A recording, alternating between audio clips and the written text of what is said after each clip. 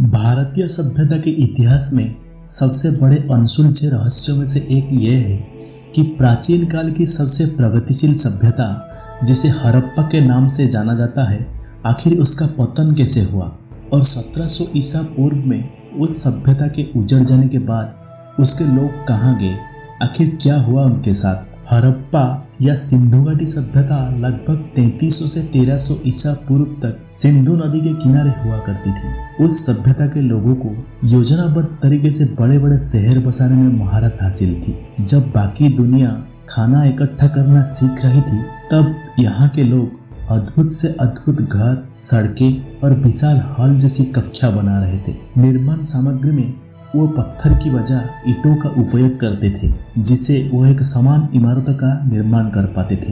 परंतु ईंटें पत्थर की तरह समय की मार को नहीं झेल सकती और इसीलिए ये सभ्यता कहीं खो गई। मगर रहस्य ये है कि ये हुआ कैसे।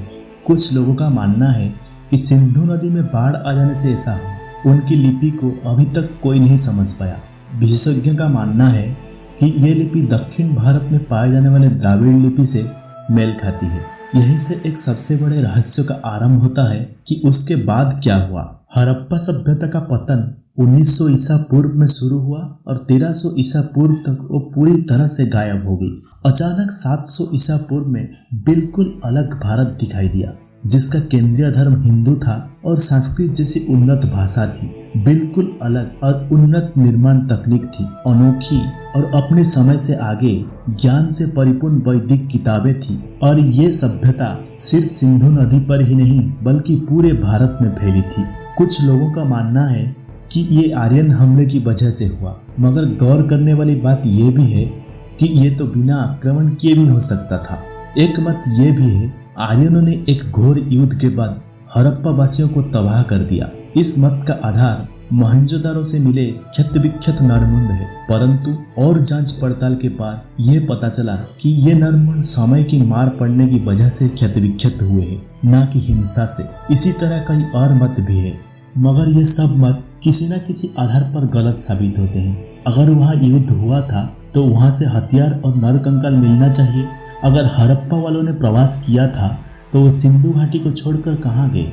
इतने उन्नत लोग अगर प्रवास करते हैं तो ऐसा कैसे हो सकता है कि वो अपने पीछे कोई निशान ना छोड़े। और प्राचीन हिंदू किताबें हड़प्पा के बारे में क्यों कुछ नहीं बताती।